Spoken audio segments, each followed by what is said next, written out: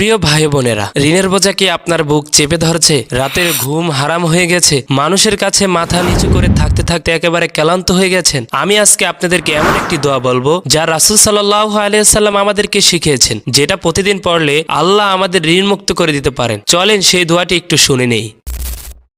اللهم إني أعوذ بك من الهم والحزن وأعوذ بك من العجز والكسل وأعوذ بك من البخل والجبن وأعوذ بك من ضلاع الدين وغلابة الرجال।